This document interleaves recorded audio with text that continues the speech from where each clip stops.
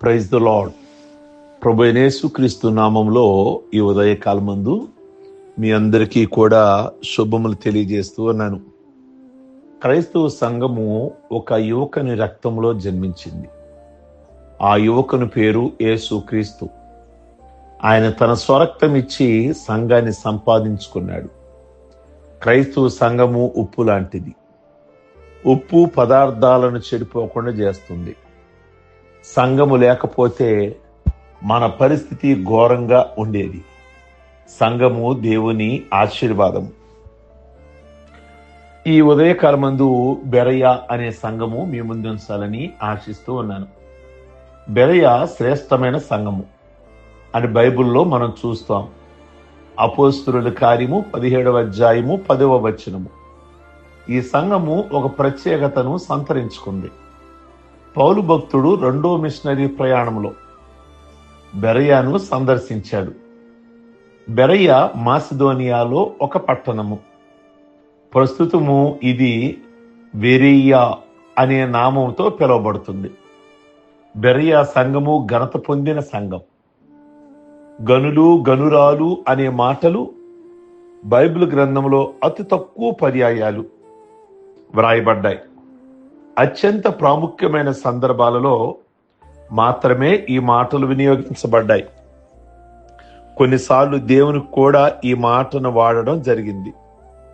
ఘనమైన సంఘము అని ఈ సంఘము పిలువబడుటకు ఏదో ఒక ప్రత్యేకత కారణము ఉండి తీరాలి. అలా ఏ ప్రత్యేకత లేకుండా ఈ సంఘం ఆ పేరుతో పిలువబడి ఉండేది కాదు. ఆ ప్రత్యేకత ఏంటో తెలుసుకొని ఆశీర్వాదాన్ని పొందుదాము. మిక్కిలి ఘనమైన సంఘము. వీరు దెస్సలోనికే వారి కంటే గనులయ్యుండిరి. అపోస్తలుల కార్యము 17వ అధ్యాయము 11వ వచనము. దెస్సలోనిక సంఘము వారు గనులు, కానీ బెరయ సంఘపు వారు మిక్కిలి గనులు. దెస్సలోనికే వారితో బెరయ వారిని ఎందుకు పోల్చారు? దీనికి కారణము లేకపోలేదు. దెస్సలోనికే సంఘము వారు పౌలు యొక్క ఉపదేశము విని దానిని అంగీకరించి పౌలు భక్తుడు చెప్పిన ఆ ఉపదేశంపై దైవోపదేశమని విశ్వసించారు. పౌలు గారు చెప్పిన ఉపదేశము దేవుని ఉపదేశములాగా భావించారు. అందువల్ల దెస్సలోనిక సంఘము ఘనమైన సంఘం. ఇప్పుడు ఈ బెరయ అనే సంఘం నిజంగా బెరయ అనే సంఘములో ఆసక్తి పరులు ఉన్నారు. బెరయ వారి విశ్వాసము దెస్సలోనికే వారిని కూడా మించిపోయింది. దేవుని వాక్యాన్ని ఆసక్తిగా అంగీకరించిన బెరయ సంఘం. వీరు ఆసక్తితో దేవుని వాక్యమును అంగీకరించిరి అని బైబిల్ గ్రంథం మనకు బోధిస్తూ ఉంది. అపోస్తలుల కార్యము 17వ అధ్యాయము 11వ వచనము. వీరు గొప్ప ఆసక్తి పరులు. వీళ్ళ అనాసక్తి అన్న పదం వీరి నిఘంటువులో లేదు. అశ్రద్ధ, అనాసక్తి అనే పదం వీళ్ళ జీవితంలో, వీళ్ళ నిఘంటువులో అసలు లేదు. దేవుని వాక్యం అంటే చెవులు కోసుకుంటారు. దేవుని వాక్యము అంగీకరించే విషయంలో వీరికి వీరే సాటి. ముసలమ్మ ముచ్చట్లకు వీరి దగ్గర స్థానము లేదు. దేవుని వాక్యాన్ని అంగీకరించి ఆశీర్వాదాలు పొందారు. గమనించండి, అంగీకరించుట్లో గొప్ప ఆశీర్వాదాలు దాగి ఉన్నాయి. అంగీకరించుట్లో ప్రథమ ఆశీర్వాదం ఏంటో తెలుసా? మనం ఎప్పుడైతే దేవుని వాక్యాన్ని అంగీకరిస్తామో ఆయన కుమారులమవుతాం. తను ఎందరు అంగీకరించరో వారందరికీ, అనగా తన నామమునందు విశ్వాసం ఉంచిన వారికి దేవుని పిల్లలగుటకు ఆయన అధికారం అనుగ్రహించను. ఈ ఉదయకాలం ముందు యేసుక్రీస్తుని మీరు అంగీకరించారా? ఫస్ట్ విషయం తెలుసా? అంగీకరిస్తే ఆయన పిల్లలవుతారు. మీరు అధికారమును ప్రభు మీకు ఇచ్చారు. అంగీకరించుట్లో రెండో ఆశీర్వాదం ఏంటో తెలుసా? 100 ఫలము పొందుతాం. మంచి నేలను విత్తబడిన వాడు వాక్యమును విని గ్రహించాడు. అట్టివారు ఒకడు 100 ఒకడు 60 ఒకడు 30 ఫలించును. ప్రియ దేవుని బిడ్డలారా, ఈ ఉదయకాలం ముందు దేవుని వాక్యాన్ని వింటున్నారు కదా, వినడమే కాదు, అంగీకరించండి. అంగీకరిస్తే ఆయన పిల్లలవుతారు. రెండోదిగా 100 ఫలిస్తారు. అంగీకరించట్లో 3 ఆశీర్వాదం ఏంటి తెలుసా? దేవుని వాక్యాన్ని అంగీకరిస్తే బాప్టిజములోకి లోబడతాం. కాబట్టి ఆయన వాక్యమును అంగీకరించిన వారు బాప్టిజమును పొందిరి. అపోస్తుల కార్యం 2:41. మీరు ఆయనను అంగీకరిస్తే ఈ ఆశీర్వాదాలన్నీ మీ సొంతం అవుతాయి. ఆయన కుమారులుగా, ఆయన పిల్లలుగా అవుతారు. 100 రెట్లుగా దీవించబడతారు. మూడోదిగా ప్రియ దేవుని బిడ్డలారా, బాప్టిజాన్ని పొందగలుగుతారు. మూడోది, ప్రతిదినము లేఖనములను పరిశోధించిన సంఘం. పౌలు, శీల చెప్పిన సంగతులు అలాగున్నవో లేవో అని ప్రతిదినము లేఖనములను పరిశోధించుచూ వచ్చిరి. అపోస్తుల కార్యం 17:11. దేవుని వాక్యాన్ని పరిశోధన చేసే అలవాటు చాలా మందికి ఉండదు. దైవ సేవకులు దేవుని ఉపదేశం చేసేటప్పుడు కొందరు చక్కగా వింటూ రాసుకుంటారు. ఇంటికి వెళ్ళి మరలా మరలా మరలా దానిని ధ్యానిస్తారు.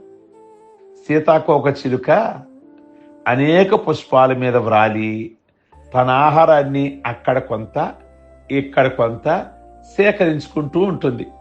అది చాలా సౌందర్యంగా కనిపించినప్పటికీ మనుషులు గట్టిగా పట్టుకోగానే అది చచ్చిపోతుంది. కానీ తేనెటీగ ఉంది చూసారా, దాని జీవితం దీనికి భిన్నమైనది. సీతాకోక చిలుక కంటే భిన్నమైనది తేనెటీగ. సీతాకోక చిలుకల ప్రతి పువ్వుల మీద ఇది వ్రాలక ఒకే ఒక పుష్పంపై వాలి సూదిలాంటి తన అవయవంతో పుష్పాల యొక్క అంతర్భాగానికి పంపించి చాలాసేపు మకరందాన్ని ఆస్వాదించి దాని ద్వారా తేనెని ఉత్పత్తి చేస్తుంది. బలమైన జీవిగా ఉంటుంది. బెరయా సంఘం వారు తేనెటీగను పోలిన నిజమైన క్రైస్తవులు. ఆధ్యాత్మిక లోతుల్లోనికి ప్రయాణం చేయడం వారికి ఆనందం మరియు ఆహ్లాదకరం కూడా. అపోస్తుల కార్యము 17:12. అందుచేత అనే మాటలు వ్రాయబడ్డాయి.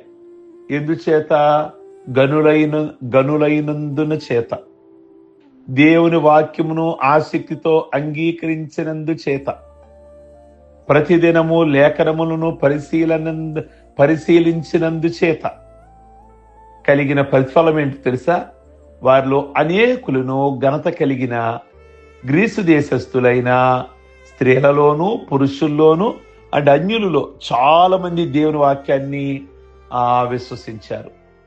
బెరయా వారి విశ్వాస జీవితం ఇతరులు క్రీస్తు దగ్గరికి రావడానికి ఆస్కారమైంది. మీ భక్తి విశ్వాసాలు ఇతరులను యేసయ్య దగ్గరికి, ఆయన శిలువ దగ్గరికి నడిపించేదిగా ఉండాలి. ప్రియ దేవుని బిడ్డలారా, బెరయా సంఘం గురించి విన్నారు కదా. పౌలు గారు, శీల మంచి బ్రహ్మాండమైన దేవుని వాక్యాన్ని అందించేవాళ్ళు. ఇంటికి వెళ్ళాక వాళ్ళు చెప్పింది కరెక్టేనా, బైబిల్లో ఉందా లేదా? ఈరోజు గమనించారా? బైబిల్లో లేని బోధలు ఎక్కువైపోతున్నాయి.